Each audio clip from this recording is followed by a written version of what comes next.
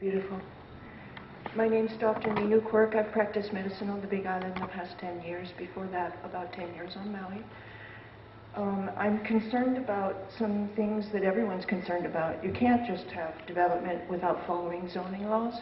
Those land use designations have to be followed, and when they're not going to be followed, you have to go through due process. I'm also concerned about county paying for county water to be brought to these new projects. If these are private corporations making money, they got to pay for their own utilities.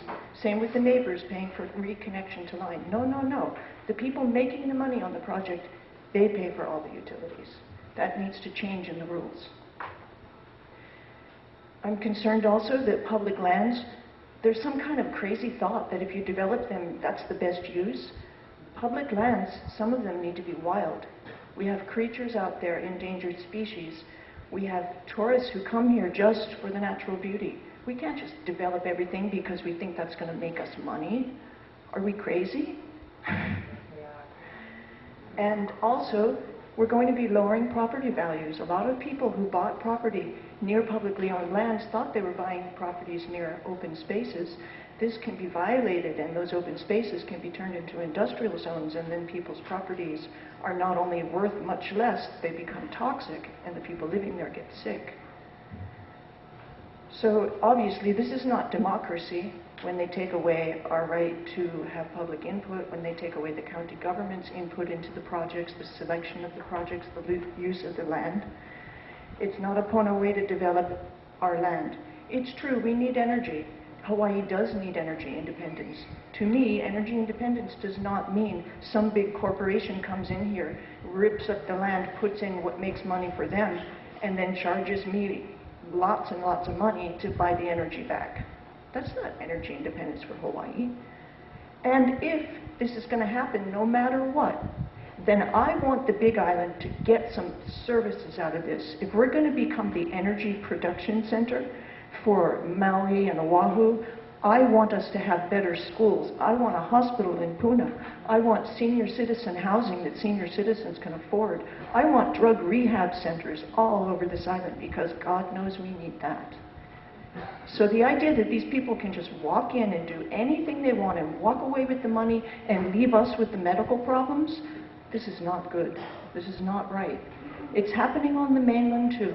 In the state of North Carolina, the state government has made it so county governments, local governments, private citizens have zero legal impact on fracking. They're fracking for gas there, they're drilling for geothermal here.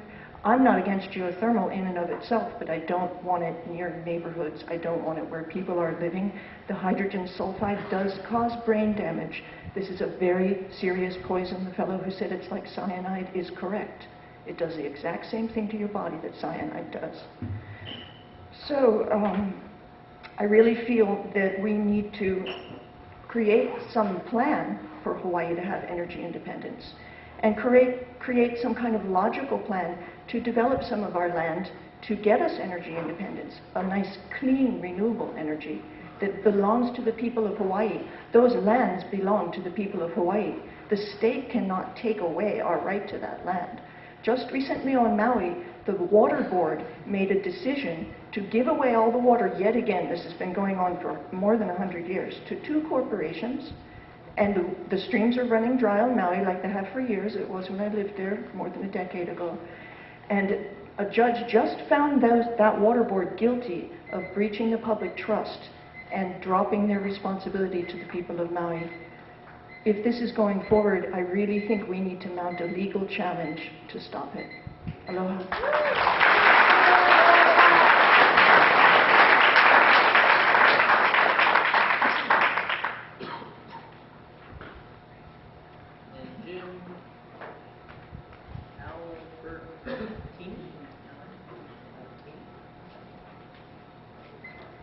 Good evening, my name is Fred Stone.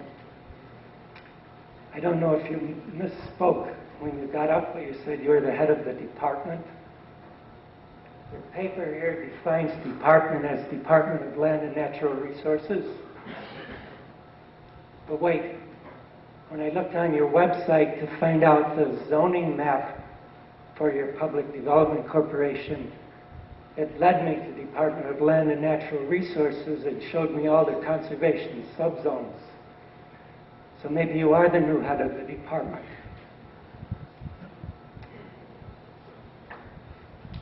I'm concerned for one thing that your draft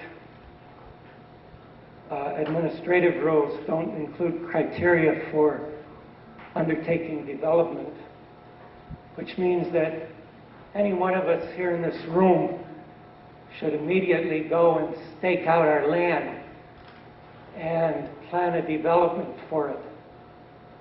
Because you don't have criteria that tells us we can't do that, and if you try to stop us, we can sue you because it's not in here. We're looking at the biggest land grant since the last one, and this time the gunboat wasn't sitting in the harbor pointing its cannons at the legislature. I'm concerned. I want to see the map of the geothermal area that you're proposing. I was fortunate to be able to work with the Office of the what's it called? Office of Historic in the DLNR. They've changed the name several times and gutted it. But back when they had the last geothermal, the archaeologists put out a report and said, no, this area doesn't have any Hawaiian cultural artifacts. I went in there with Holly McEldowney and found thousands of sites all underground. And that area has been protected. Part of it is Waiakea High, but there's a much larger area with abundant sites that need protection. Where in here do you protect Hawaiian cultural sites?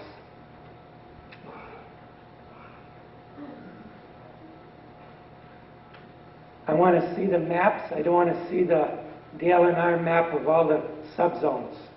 I want to see your map.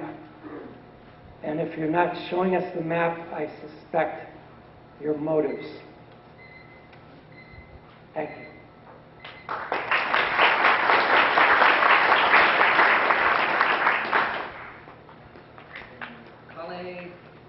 Gumapac. Aloha kako. I'm Jim Albertini of Malu, Aina. And instead of the illegal fake state transitioning to make amends for illegal activity that's been going on over 100 years and to restore a sense of justice, the Public Land Development Corporation is the planned looting of the Crown government lands for private special interests. I'll just give two examples over the years how the DLNR, instead of being the stewards of the land, has trashed the land. One concerns the military. At Pauole, it's a 133,000 acre base, 4 times the size of Kauai. The military is paying $1 for 66 years of leasing that land.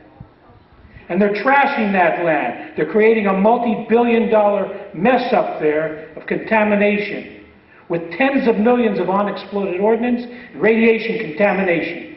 And there's no bonding required to clean up that mess. Second example is the geothermal issue. 25 years ago, Pele Defense Fund, Big Island Rainforest Action Group, had a large resistance campaign to stop the destruction of the wild Kale that DLNR was going to turn from the highest protected land status into industrial development. Hundreds of people were arrested to save that forest. And the second example of geothermal is Puna Geothermal Venture. One of the early environmental studies said that a major earthquake could shear off the wells, causing a permanent evacuation zone of 8 miles diameter. It's over $1 billion in real estate value. You know what PG&E's liability insurance is? It's $25 million. So what that means is that the taxpayers would get stuck to bail out corporate interests, much like the bank bailouts that have been going on in this country. We're seeing a trend of privatization of everything. Everything is a commodity. And it's trashing the lands and sticking the taxpayers to clean up corporate messes. I second the motion that the PLDC should be abolished, not amended with rules.